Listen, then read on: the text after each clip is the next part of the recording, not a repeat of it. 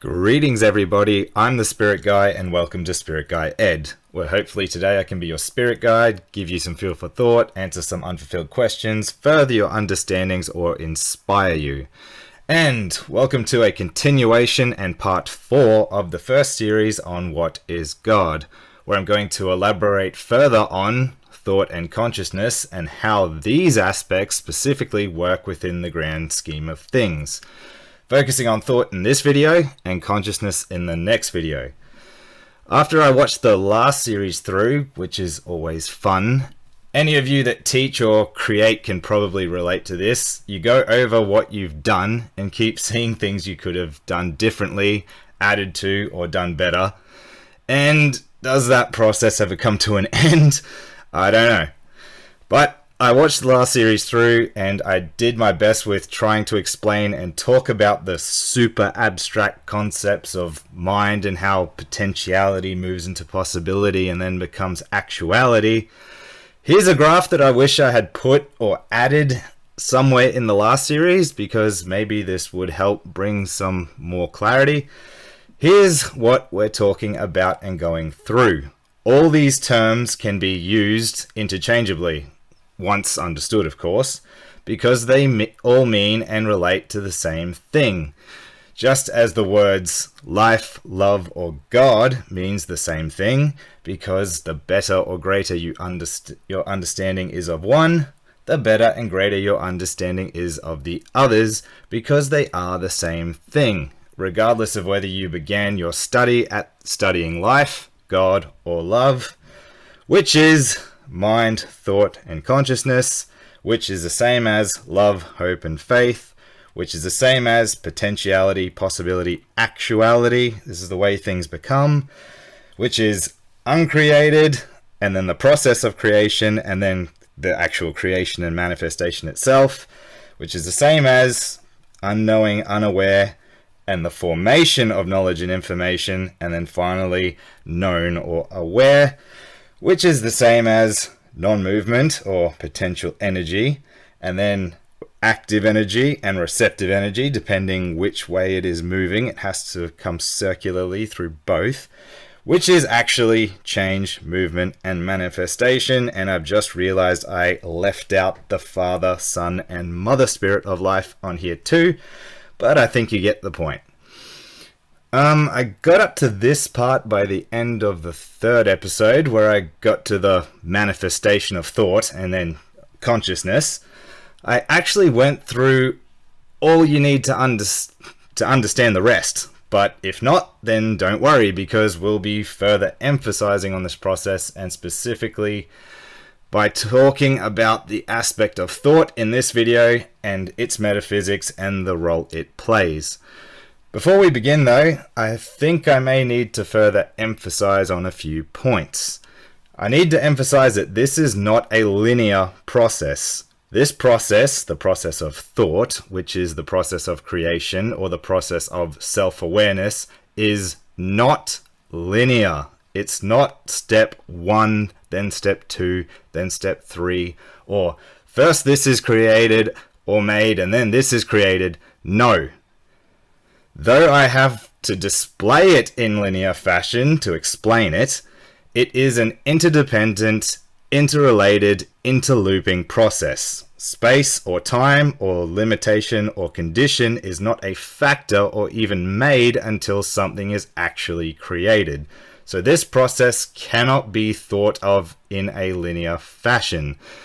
Just like, and this is another thing I maybe should emphasize further on, mind, consciousness, and thought are not 3 separate or individual things. They are aspects of the one, just like your mind, consciousness, and thought are all that make up you. Like you, God is dynamic. So to understand it, we need to understand its aspects. There's no clear-cut point where you could distinguish, well, this is mind, and here is thought, and here is consciousness. No, you can't do that. All 3 aspects are interdependent to exist, keyword exist, because mind alone is non-existence. But there cannot be thought or consciousness alone. they are interdependent with each other and mind. That's why, for instance, in this video, we are going to focus on thought and its part it plays, and in the next video, we'll focus on consciousness. And you'll notice we'll still talk about the pre-existent and existent stages just from the perspectives or emphasis of a different aspect. And that's because they are interrelated and interdependent. There's no point where you can have one and not the others. But you can break down the aspects which make points and how points are made or what are required in order to be a point. And so I need you guys to bear with me and only use the visual representation as a help to create a concept. It is incredibly difficult to visually represent these concepts, especially without a fully awesome special effects animation team and not spending an infinite amount of hours making these videos. You know, how do you visually represent these things? The representations themselves are abstract and require interpretation or awareness of what it's representing, especially at a point that is so abstract and beyond. I know I've talked about it before, but I'll talk about it again. So, on screen, don't fall for seeing this go from left to right or whatever as an identical accurate representation. And the more you think on and tinker with these concepts, the better you understand them. So, annoying stuff out the way, let's get into it. Divine thought, also known as hope, God's first creation, the Son, also Son, both S-O-N and S-U-N of God, or the universal Christ, refer to it as you will. The Son of God, the universal Christ. The spiritual energy formed through the entwining or conjoining of both divine mind and consciousness produces the most powerful form of spiritual energy, which is divine thought.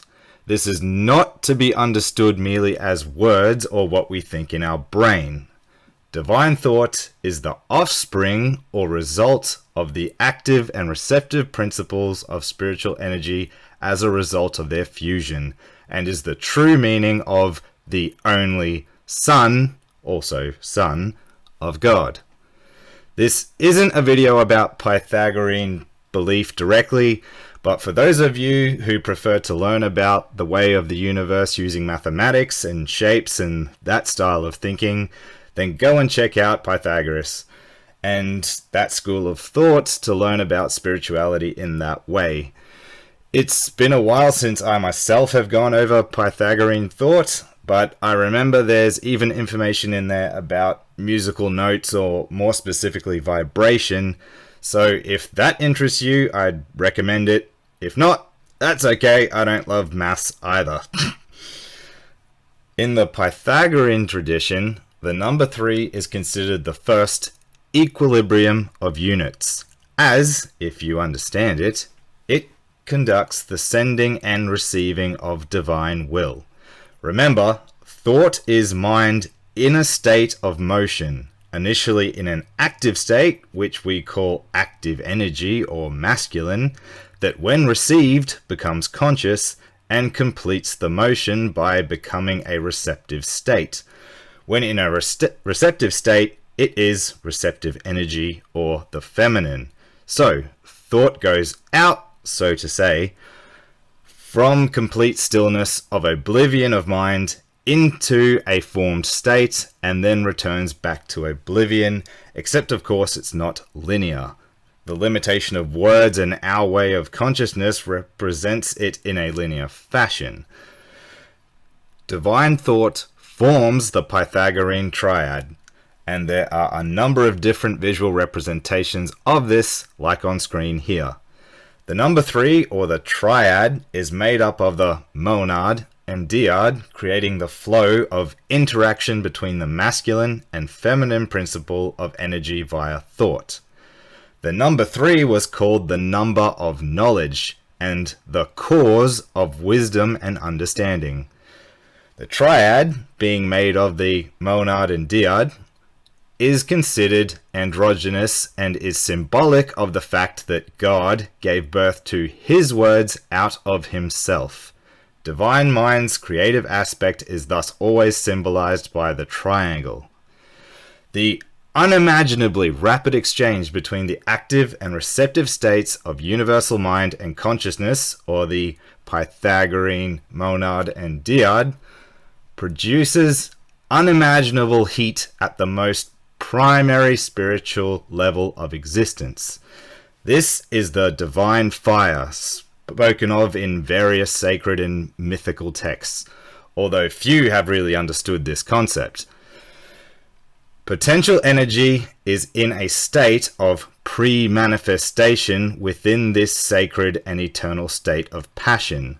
The sacred passion is the heat that is aroused due to mind's desire to know itself through the most sublime act of love and intercourse, the blending of universal mind with emerging universal consciousness as one, which is sacred union or sacred marriage. From the sacred fire of sublime passion caused by the arousal of mind's desire to create, the thought of God is about to form, about to be born. Science has yet to discover spiritual atoms, and so has yet to discover the enormous power of the purely spiritual energy of God, which is energy without physical atoms attached. The sacred fire, caused by the interaction between potential energy as non-formed energy, mind, transferring into a state of pre-existence or possibility, pre-consciousness, produces electromagnetic heat or radiation of the highest intensity, simultaneously producing spiritual light, and is thus likewise called the Sun, S-U-N, of God as the source of animation, of life. The Sun, S-U-N, of God, or the primary light of God, is divine thought. The primary or direct thought which comes as a result of the fusion between God's mind and emerging consciousness. The fusion between potential energy and possibility, which is the ability and capacity to come into existence or to materialize as actual or manifest energy. The fusion or marriage between God's mind and consciousness, which is really pre-consciousness or emerging consciousness at this point, simultaneously creates another state of fission, where God's mind and pre-consciousness splits again in order to produce its third aspect, which is thought. God, as universal consciousness, is therefore self-made or self-created, and the creative power of life is symbolized by the triangle. The triad, or trinity, composed of divine mind, consciousness, and thought, is thus the cause of wisdom and understanding, and the number 3 was thus considered by Pythagoreans to be the number of knowledge. Divine mind, consciousness, and thought are the 3 aspects of God which together as one form the creative power of the one force of all being. Divine mind, consciousness, and thoughts form the soul of God. The soul of God is universal. It is the whole of eternal life. Divine thought is hope, for through it, life is able to come into being, and mind or divine love can know or manifest itself through consciousness or divine faith. After the secondary act of fission, so the first fission was the fission of mind and consciousness, which was pre-consciousness, and the second fission was the fission of thought. However, simultaneously, mind, consciousness, and thought fuse together as one, and thus the one source always and eternally remains one with no real state of separation. This limitless and inseparable oneness is what has been referred to as ultimate or absolute truth. Take note, that one day science will be able to discover this simple but awesome truth and be given the, as yet elusive, one theory for everything. I say given because there is no breakthrough in any field of thought until it is allowed so through the will of God. The timing of such things is never by accident. There is no time at this ultimate level of existence. There is no before or after, no sequence of events. There is only being as eternal, limitless existence. Simultaneous is as close a word that I can think of, but unfortunately it has an inherent time element, as do all words of this nature which come from the perceptions we experience within our finite physical world. Fusion and fission also implies a period of activity as it does in relation to material atoms. But at the highest level of spiritual existence, the activity is ongoing, without beginning or end. It is limitless fission and fusion of the highest caliber of spiritual matter. You need to try and think of this fission and fusion of God's mind, consciousness, and thought, if one can, as happening while never having started to happen and which will never finish happening. And any understanding of this concept will be impossible to grasp if one clasps to our everyday earthly experiences that are perceived through our state of earthly consciousness as a linear progression of events, otherwise conceived of as linear time in which things appear to begin and end, although this is really an illusion and at the fundamental level, but a necessary one for our function.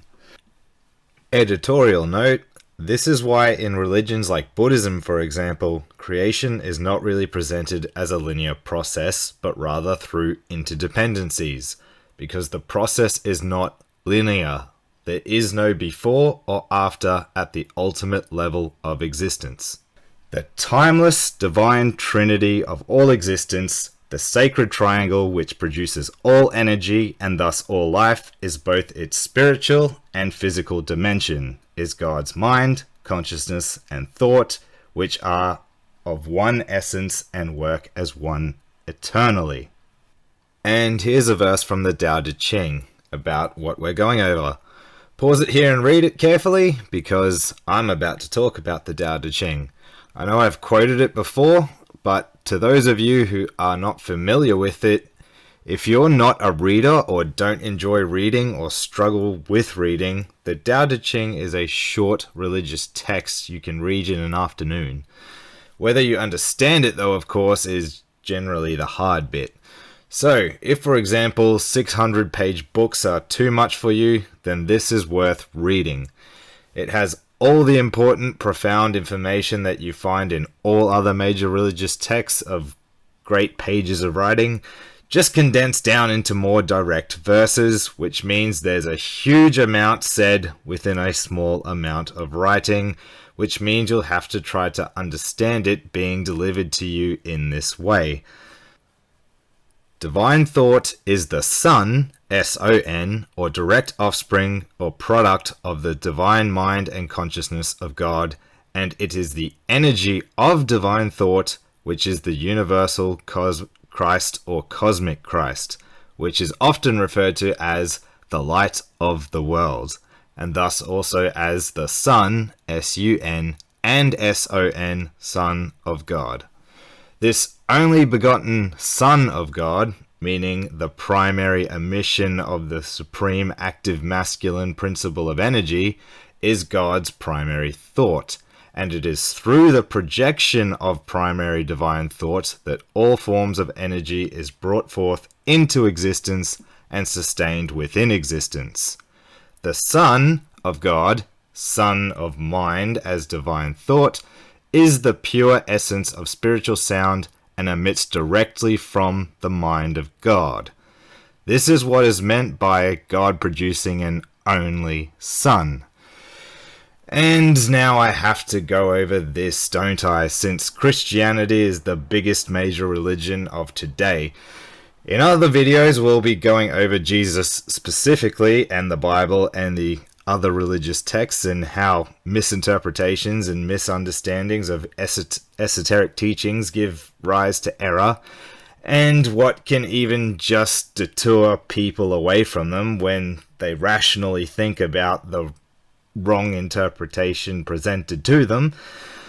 But to not give too much away and to keep on point to the topic, the universal Christ or divine thought acting within the mind of a human soul enables them to realize their direct oneness with God as mind, and thus makes them one with the only Son, both S-O-N and S-U-N, of God, which is divine thought within themselves, within their souls.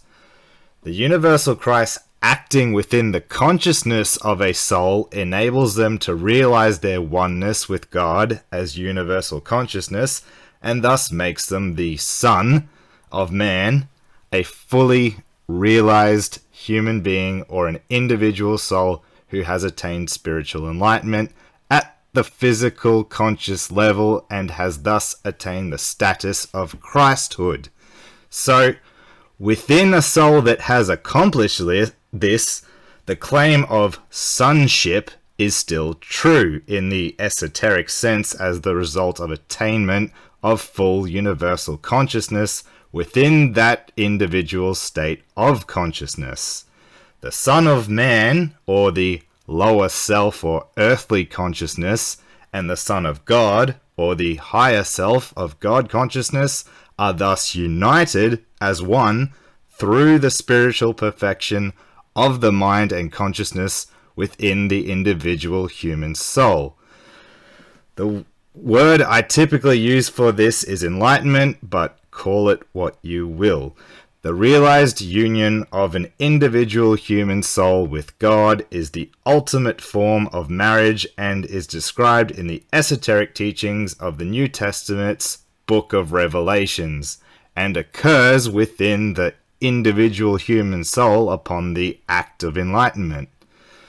The cosmic Christ, or universal Christ, as the primary God thought, is not a single entity contained in a single human being.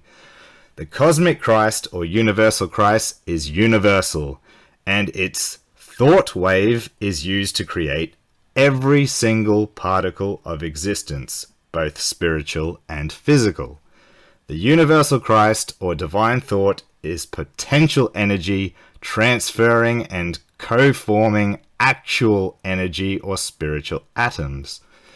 Each individual human soul on the earth contains within them a drop of universal mind or limitless potential energy.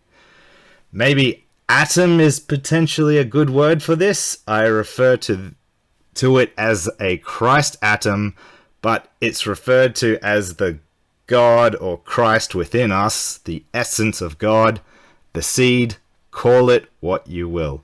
It's a single, pure, unmixed, and thus unformed potential energy, and so each individual human soul of the earth is capable of self-recreation, which is really what is really meant by the term born again or born in Christ. But enough about Jesus and the Bible and interpretation and meaning. And just in case there's any confusion here, and because as far as I'm aware, the ancient Egyptian religion is no longer mainstream in its original form, that is, and most people probably aren't educated or haven't read up on it, we're talking about the Son of God, which brings light. This is the Egyptian representations of the light of the Christ, of divine thought across different levels.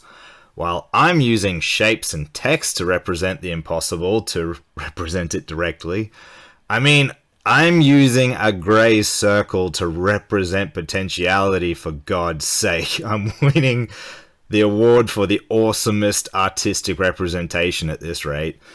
The ancient Egyptians, they were all next level artsy and used deity gods and symbols to represent the process of everything from the super abstract to the spiritual realm to the physical realm, and the gods, etc., mate and produce offspring or fuse, and it's all representative of what we and other religions are all talking about right now.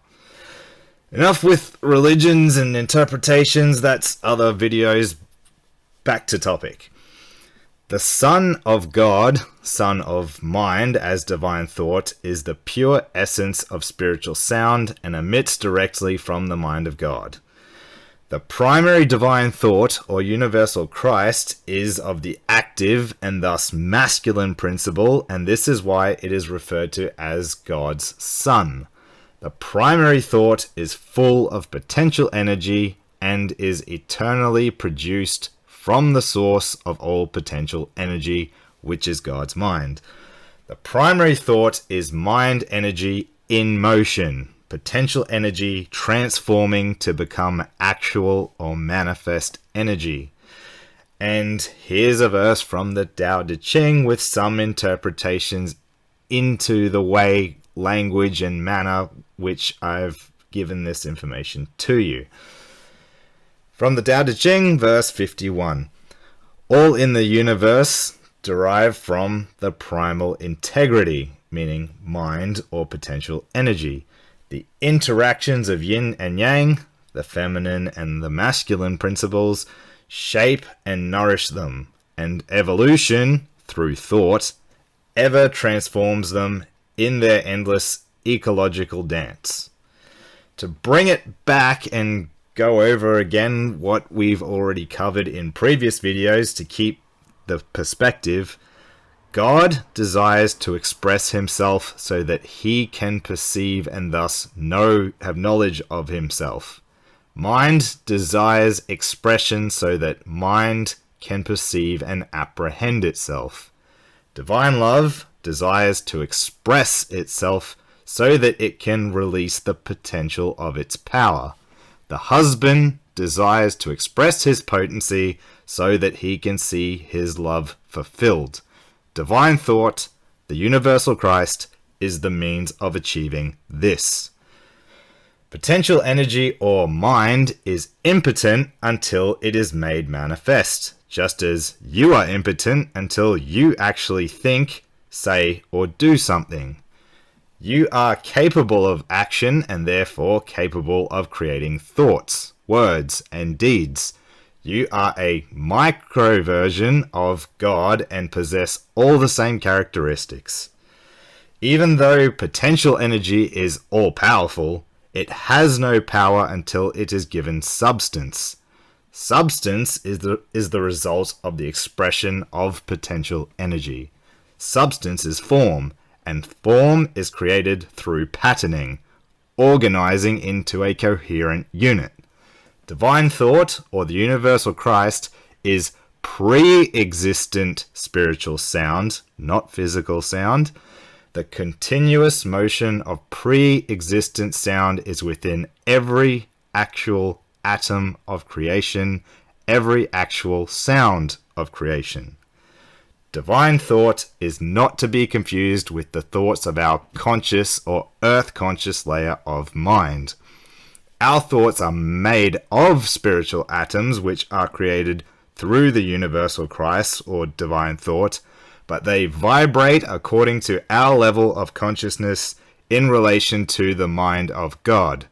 Thus, the more separated we are in our individual consciousness from the universal mind and consciousness of God, the more dense and coarse the vibration of the spiritual atoms we use to compose our thoughts are. Whilst our thoughts are created through the organization of spiritual atoms, they are not coming directly from the mind of God unless we are thinking through the highest level of God consciousness, which is Christ consciousness, which we will cover in the second series called Layers of Consciousness. Primary divine thought is the state in which divine mind causes formation. Harmony comes from the Greek harmonia, which means joining or concord. Harmony is a combination of simultaneously sounded musical notes to produce chords and chord progressions, especially as having a pleasing effect, or an apt or aesthetic arrangement of parts, or agreement or concord. Concord comes from the Latin concordia, from concourse, which means of one mind, and as course from core, cordis, heart. Universal mind is the one mind that manifests as all creation. The primary divine thought of universal mind is the heart or focal point of existence, and thus mind is the heart of the soul. Mind is the cause of consciousness.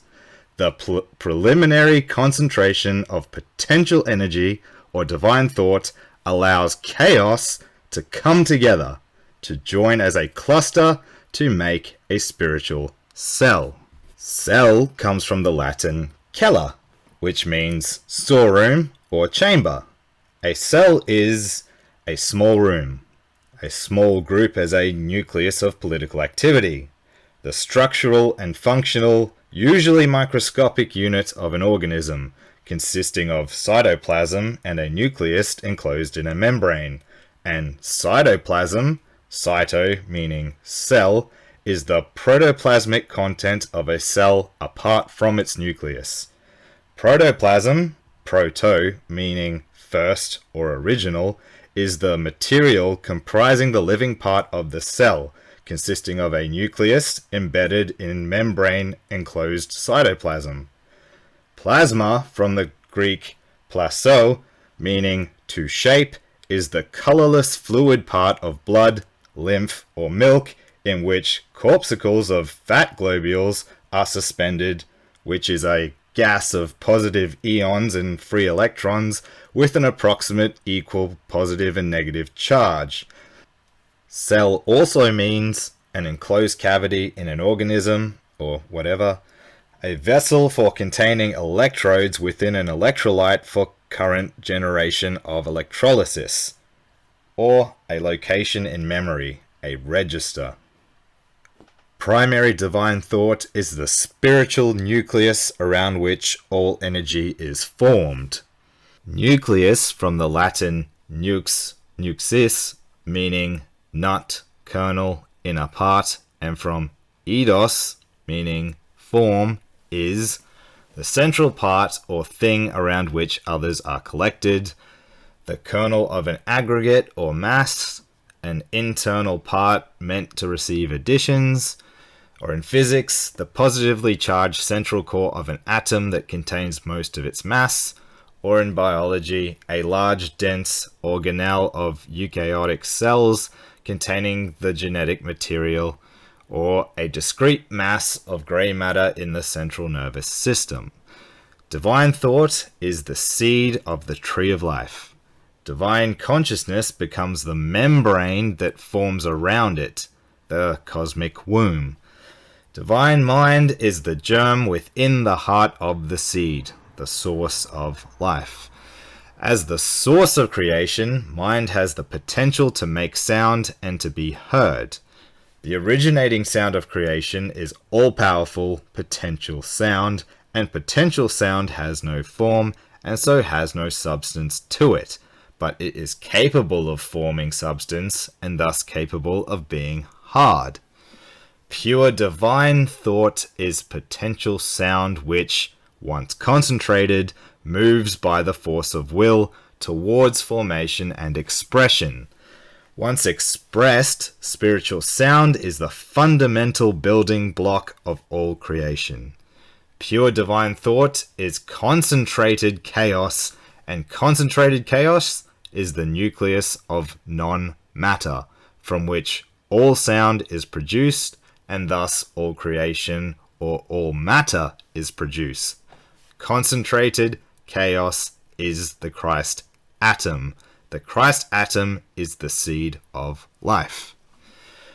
Divine thought, concentrated and harnessed from the chaos of potential energy in its pre-form, is thus like a formless dot without any reference, A physical dot has a formed circumference. Divine thought as concentrated potential energy has no physical circumference that is made purely of impulse, of divine will, and for this reason there is no substance to the circumference, but nevertheless the intangible force is active.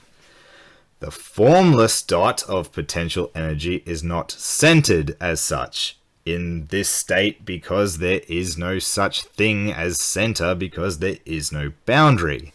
In this state there is only two conditions: non-movement and movement. In order to create a reference, a boundary needs to be established.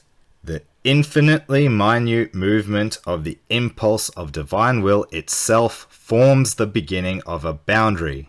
Divine will, as the impulse of mind to create, causes its harnessed concentration of potential energy to move. This infinitely minute movement creates the first archetypal spiritual line as the distance or distinction between the unformed state of motionless potential energy and potential energy in motion. The archetype of dimension is about to arise. Distance is a space or interval between two things. Distance is defined in terms of time. Distance is the time it takes to move between 2 points in a vacuum. Vacuum comes from Latin, forgive pronunciations, vacus, meaning empty, and in this context means a space entirely devoid of matter, the absence of former circumstances, activities, and so on. Distinction is the act or an instance of discriminating or distinguishing, or something that differentiates. Divine thought is the projection of mind's will to create. Motion is the result. Motion itself creates the first archetype of a dimension of space. The motion of divine will as impulse creates an infinitely minute separation, a distance or distinction between motionless, limitless potential energy that is unmoved and potential energy that is moving towards formation and thus limitation. It is the motion itself that forms a point of concentration by harnessing potential energy. Divine thought thus moves, and the movement creates the concept of coming forth. The first forward motion, the archetype of line, the line itself, which is created by motion of divine will, is infinitely small and also limitless, as it is purely potential energy. When moved forth, it will continue moving forth indefinitely. If moved back or backwards, it reverts to unformed limitless potentiality. The line created by pure motion of will without any substance also creates the possibility for potential energy to move forth and back, to be both active and receptive.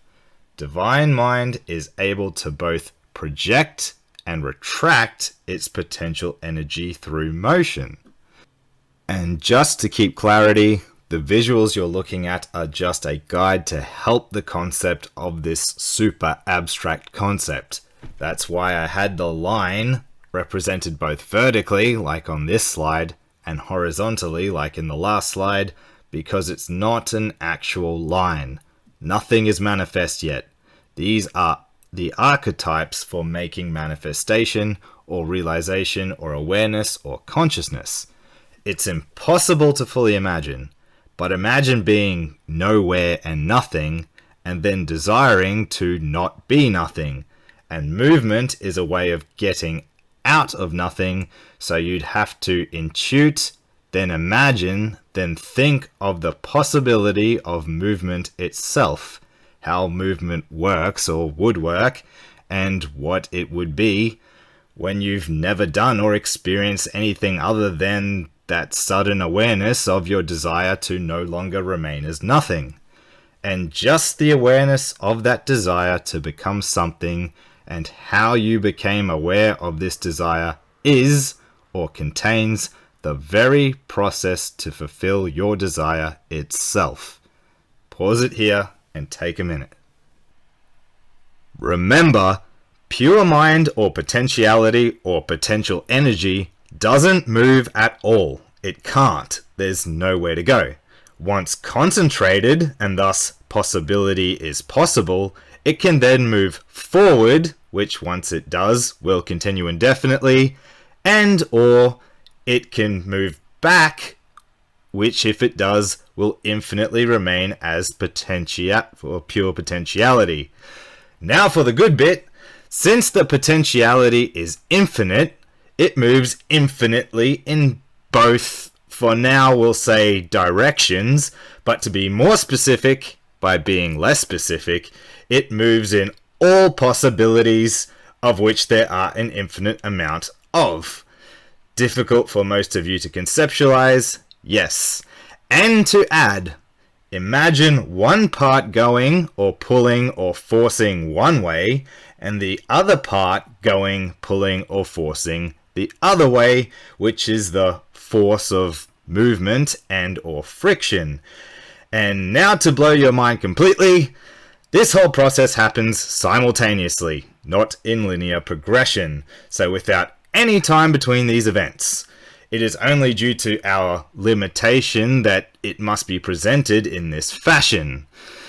So after now hurting probably more than 99.99% of you cognizant viewers, hopefully you can at least understand how creating visuals for this stuff is difficult. So back to it then.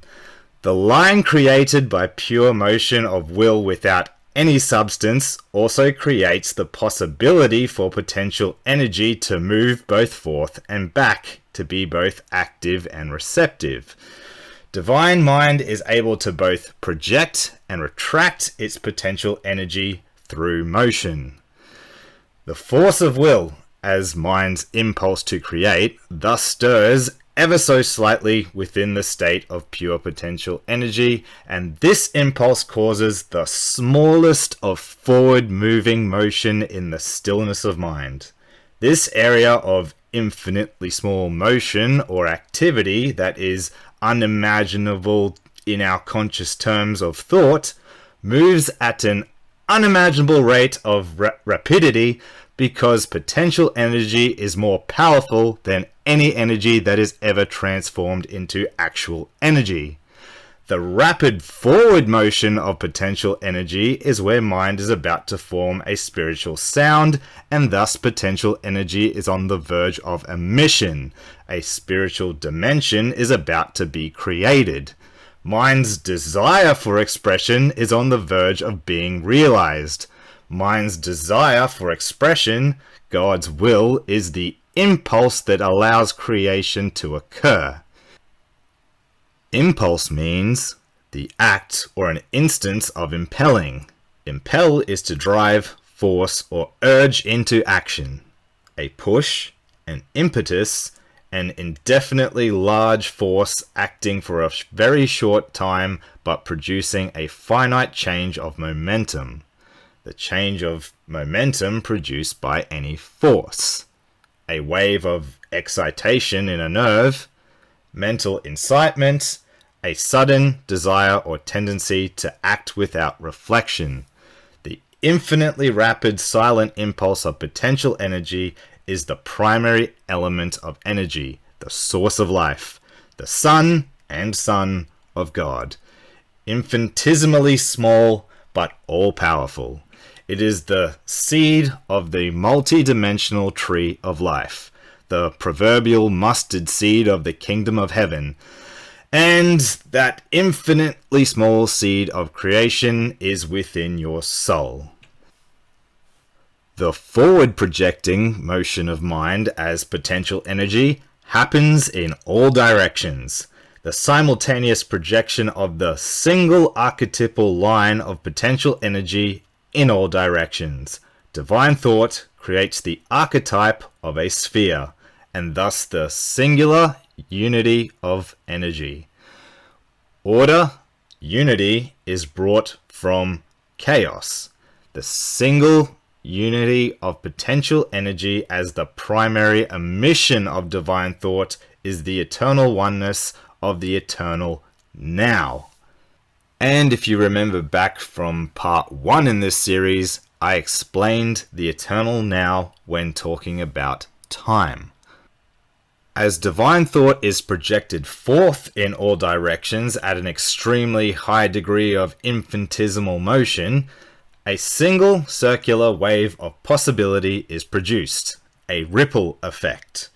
Ripple means a rippling of the water's surface, a small wave or series of waves, a gentle, lively sound that rises and falls, like laughter or applause, a slight variation in the strength of a current, and so on, move in undulations. The extreme speed of movement of divine thought causes unimaginable heat, and this heat causes a warping in the multi-directional archetypal line of projection, a wave or undulation. The wave is the wave of possibility. Possibility is the state of pre-existence, the intermediate state between non-existence and existence, or between potential energy and formed energy. The central source of the wave remains still, just as in the eye of a storm. The center is pure mind, pure, unformed potential energy. This incredibly small center or nucleus of unchanging silent stillness is the seed of life, or as Pythagoras put it, germinal reason. Mind, divine love, God the Father. The wave motion around it is the sperm that brings forth creation, which is divine thought, divine hope, the Son of God. The means of propulsion for potential energy to convert into manifestation or actual energy is divine will, the tail of the sperm. All are God. God is the seed, and the sperm, and the motion.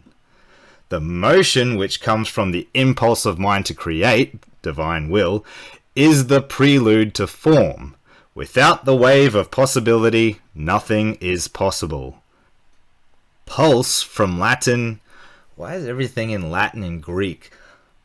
Pulsus, meaning drive, beat. A pulse is a single vibration or sound, electric current, light, and so on, especially as a single, or to transmit by rhythmical beats. The first motion of existence is a silent impulse of will, and it is through the motion of this impulse that substance can be formed. The silent impulse of divine thought is potential energy or mind transmitting its primary desire, will, or impulse to know itself, to come into existence. The primary substance or form of creation is known as consciousness. Universal Mind's primary state of consciousness, known as Christ consciousness, is the cosmic egg, which again is incredibly small but incredibly powerful. Egg comes from the Old Norse word with pronunciation something like aken, meaning edge. An egg is a spherical reproductive body produced by females of animals, birds, fish, and so on, enclosed in a protective layer and capable of developing into a new individual, or the female reproductive cell in animals and plants. Christ consciousness forms around the silent impulse of the wave of possibility. The creation of awareness confines potential energy, gives it definition, and thus creates a spherical boundary. Christ consciousness allows the cosmic seed of life to enter into existence. Christ consciousness is within the Pythagorean tetrad. The number 4 was esteemed by Pythagoreans as the primogenial number, the root of all things, the fountain of nature, and the most perfect number. The tetrad connects all beings, elements, numbers, and seasons. Not can anything be named which does not depend on the tetractics. It is the cause and maker of all things, the intelligible God, author of celestial and sensible good. The transference of potential energy into a state of possibility is caused through the transmission of a single vibration of exquisite sound of possibility. Exquisite means extremely beautiful or delicate. Acute, keenly felt, keen, highly sensitive or discriminating. The word exquisite comes from Latin again, exquire, exquisite, as exquere, seek. The exquisite sound of divine thought seeks to express the desire of mind to create. Divine thought as pure, unformed spiritual sound in its primary vibrational state of possibility heats up as a result of its incredibly rapid motion within an incredibly small radius of pure movement. The wave motion is not linear, but circular. All energy is circular in nature at its fundamental level. The core or source remains still because it is mind or potential energy. So, as mind stirs into action through its desire to create, divine thought, the sperm of existence, causes movement which heats up in all directions around the stillness of mind or potential energy, and thus there is now two states. No movement at the core, mind, and excessive movement beyond the core, thought. The cosmic sperm containing the seed of life is the universal or cosmic Christ, the primary thought of God/mind. Possibility, stirring amidst potential energy, is the force of creation, the supreme masculine principle. The Christ symbol of the fish is a representation of the seed of life. The sperm, or of germinal reason, the empty inner shape represents the stillness of unformed potential energy or mind, and the line forming the fish shape represents the area of concentrated activity, the higher arching line representing the emission of thought, and the lower returning line representing the return or returning of thought. Divine will is the means of propulsion or cause of motion, is represented by the tail. Mind or potential energy has no movement and so no heat, and for this reason it is without perceptible light or visual light. Mind is thus the cosmic darkness or the void. Light comes from heat, and heat comes from friction or movement between two things rubbing against each other. Divine thought, as a wave of possibility, moves against or rubs against the stillness of mind. The wave of possibility thus moves against potential energy, and the contrast between the active and inactive states allows for the development of pre-existent form. While this may seem too intangible for some to comprehend and give credit to, it is nevertheless a fact, and the action of God's mind, consciousness, and thought is the most powerful of all, for everything that is created through this interaction. Mind as potential energy is inert or inactive, and is therefore unchanged and unchanging. Mind is thus the state of absolute peace. Divine thought as movement within potential energy as a wave of possibility is active and therefore causes change. It changes the inert state of potential energy into an active motion or force. Divine thought thus empowers mind to express itself through its desire to know itself. Divine thought, the Son or Son of God, is therefore hope, the ability to express and thus manifest the will of God to know himself through creation. So now we have two opposite states, changeless inertia, mind, and force which changes, divine thought. These opposite states are like the two sides of the one coin. They are always two aspects of the same thing, mind or God. Active divine thought is opposite in its state to inactive mind. Both are mind, however, one is inactive and the other is self-activating. Active, vibrating divine thought as a wave of possibility heats up in its extremely minute and rapid motion as it is emitted from mind or potential energy. Divine thought's contrasting activity with the stillness of mind causes the two sides of activity and non-activity to rub against one another, thought doing all the work while mind remains motionless and still. The friction created by this motion causes a primal dark electrical charge. There is no visible light to the charge because no matter is formed in this state. Charge, from the Latin caricare, means to load. Divine thought, the universal Christ, is loaded by the will of mind as potential energy to bring potential energy forth so that creation can exist. Charge also means ask as a price, and in spiritual terms, to ask as a price, this is the archetypal sacrifice of the only Son or divine Son, which is divine thought. The archetype is found in the myths of many peoples from around the world. Divine thought must surrender its state of absolute peace, bliss, as unmoving potential energy in order to bring about life in all its forms.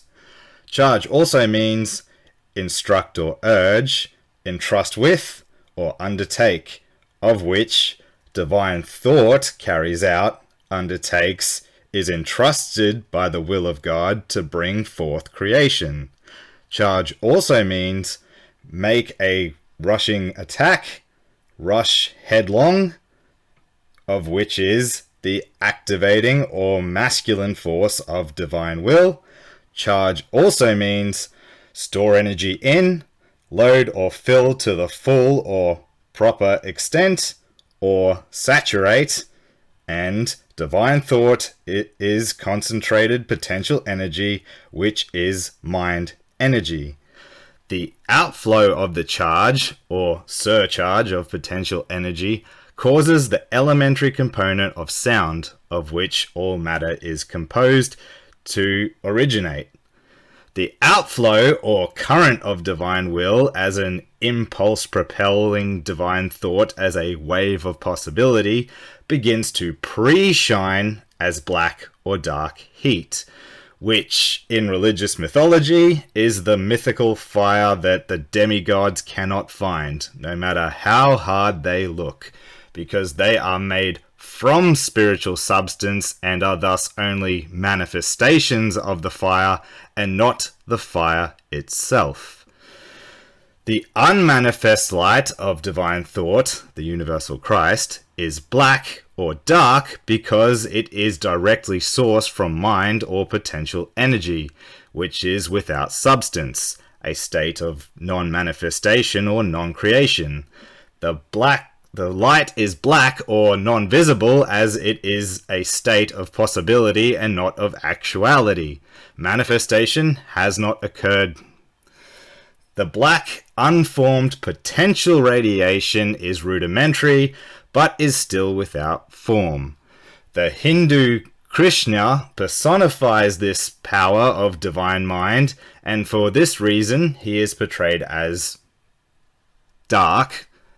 The word Krishna itself means dark or hidden one. Black heat is the potent source of energy, and nothing can be, keyword be, without it. It radiates from the silent center of stillness or mind as potential energy and emanates in a concentric pulse of potential spiritual vibration that has no sound. This is the universal Christ, the primary thought of God, the offspring of the Father that is one with the Father. Mind is now in the most minute yet most potent state of activation, and spiritual energy is about to be formed. Divine thought, the most exquisite, soundless, unformed sound of mind's desire to create, needs to be received. It needs somewhere to go, and so it seeks a destination, a haven, a place in which to become. Divine thought needs a home, a place in which to dwell. Divine thought cannot dwell in mind, as mind has no substance, so divine thought as concentrated mind energy must make a place in which to exist or live.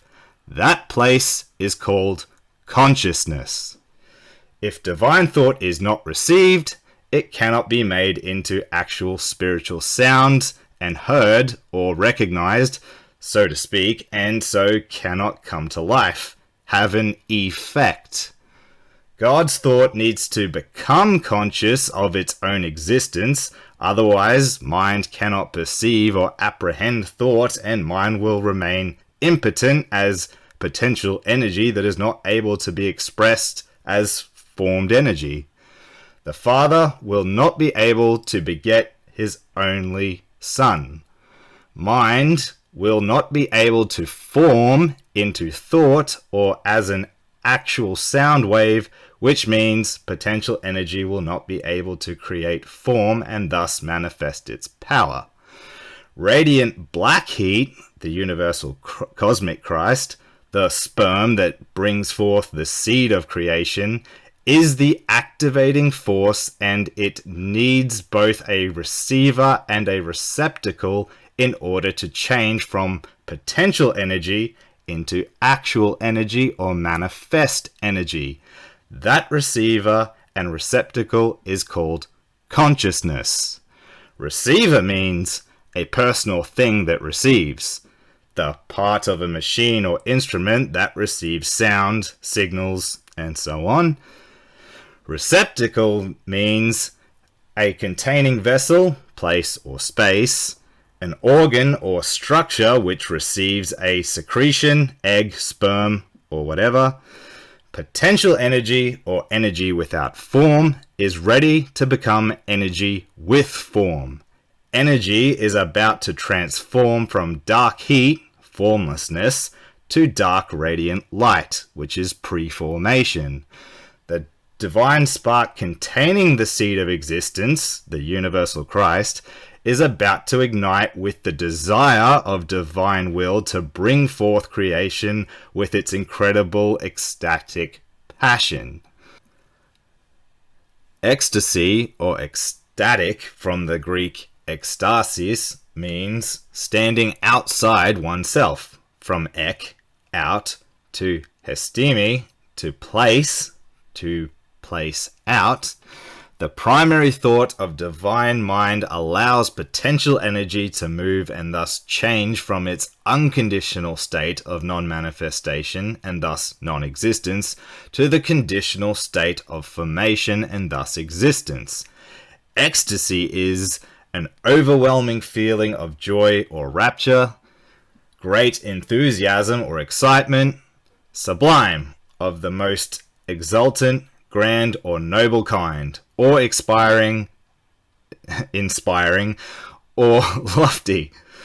The groom of creation, divine thought, is about to set up the bridal chamber of divine consciousness so that mind can know itself through the expression of its potency. The unmade God, or mind, as the supreme principle, unconditional and therefore genderless, causes potential energy, mind as the first cause, to become the supreme being or soul, the highest self, by forming a state of consciousness. This is achieved through the force of divine will, causing the primal condition of opposites, the divine masculine and feminine principle of action and reception, and through the union of these two opposites become the one living God, the creator of all life, who is all life. This is aptly represented in the yin and yang symbols of Eastern philosophy. the most sublime wedding of true love occurs, and all of existence is the result of the ongoing conjugal ecstatic union of the two. And that's about it for this video. Next video we will be focusing on consciousness and the role it plays within the three predominant aspects of God. Summary. And after the next video, I'm thinking of maybe doing one big summary, going through everything we've gone through since the first video in a fast, concise manner and in multiple different ways to try to pull it all into perspective. So, summarize this video. There is so much I can and want to say, but as far as I'm aware, it would just be saying the same thing over and over, just telling it in a different way. So, this video was focused on the aspect of thought. Divine thought, the direct thought of God or mind, is the Christ, which is also the aspect of love that is hope, and is also the Son and Son, both S-O-N and S-U-N, of God, and is also possibility, which is potentiality moving into and becoming possibility, life or existence or manifestation becoming a possibility rather than just a potentiality. Or another way of saying that is hope in love being able to manifest, or the possibility of love being able to manifest. Next video, we will go through the remaining primary aspect, consciousness, that completes all this process. In this video, we mostly focused on the masculine or active force, active thought, or active energy, which comes from mind. The next video is more to do with the receptive aspect of thought, which is consciousness. So at the end of this video, we got to thought ready to set up the bridal chamber. So at this stage, the thought is in the process of becoming existent or aware. It is not yet. Nothing is created yet. For mind to express itself, to become aware, to exist, to show its potency, it needs to make love. No accident that that's a term we use for sex. The active thought seeking expression needs a receiver, somewhere to go, exist, and express itself, which is the feminine aspect of thought, which is consciousness. To put it in terms of sex, the son, which is divine thought, needs to be born in order to exist. So the mother needs to be impregnated to birth the son, to fulfill mind's, God's, life's, love's desire to express and know itself. Now, symbols and representations.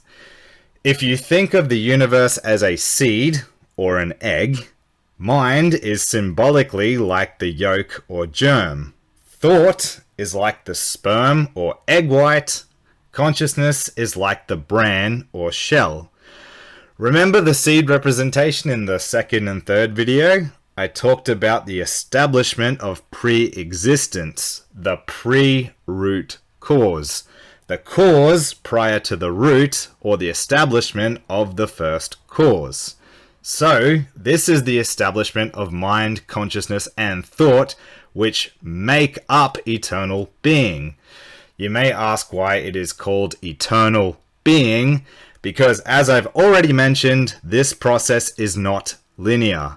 This is a series of interdependencies, constantly and eternally interlooping, interfused, never having started and never ending, never starting nor ending. Though the limitations of our way of learning needs to be taught in linear fashion, we, at the moment in this video, are establishing pre-existence and the eternal being. There is no time until something is created, so the process cannot be linear.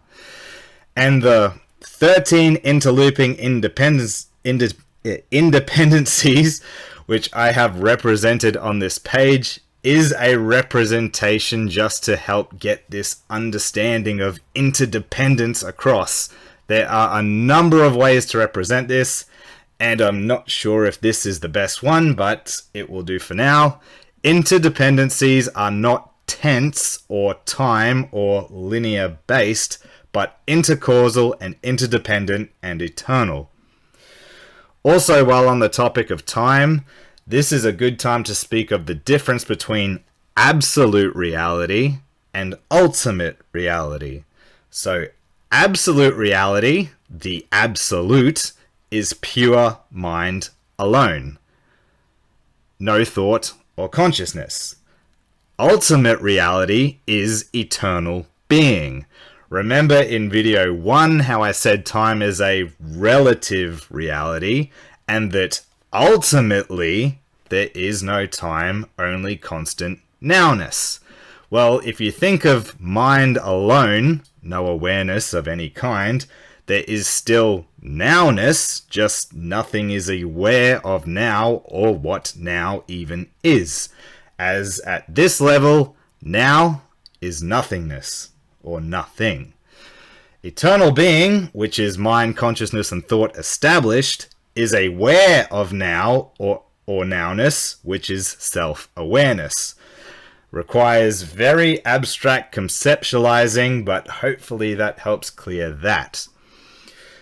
The two, what I called a spiritual Christ atom, both black-centered, one with grey and dark blue layers, the other with the addition of light blue and white layers surrounding it.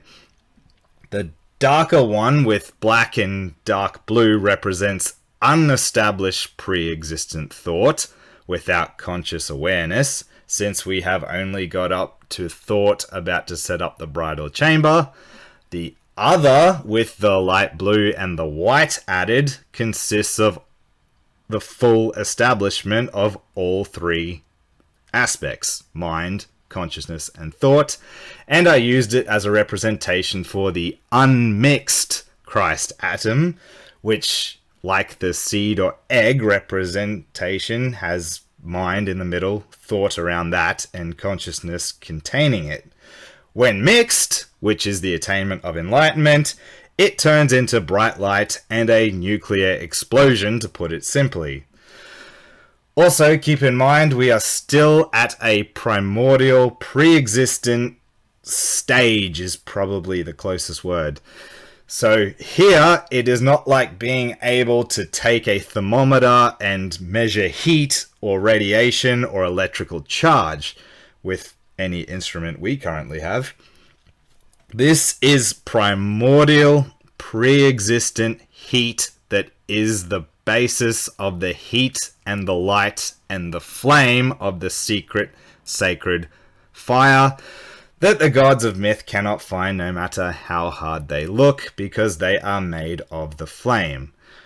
Or the basis of the heat and the light and the light and the flame of the sun, S-U-N, of God, which all originates from an impulse of desire, vibration, and sound, but this is a stage of soundless sound, and sound without being heard, as there is nothing yet to hear it, no perception or consciousness. So, we are talking about a very abstract place, though that's a bad word, as it's no place. There's no such thing as place yet, but rather place in the process of formation. The first or primordial light is dark or invisible light. I don't want to go too far into this here now, but something to help you understand a little better. Pure mind is not black, even though I use black to represent it. The black itself is symbolic. Mind is nothing. Mind alone does not know what black or dark or even invisible is. Dark light is the emerging, again, bad word, of understanding of knowledge of such things, i.e., points of reference which consciousness requires. And that will do for now. Give this video a like, subscribe, comment, or discuss, share, and hit that notification bell, as these take considerable time for me to make and I cannot produce them on a consistent basis. And so, until the next video, or should need for me arise and call to me again, farewell friends.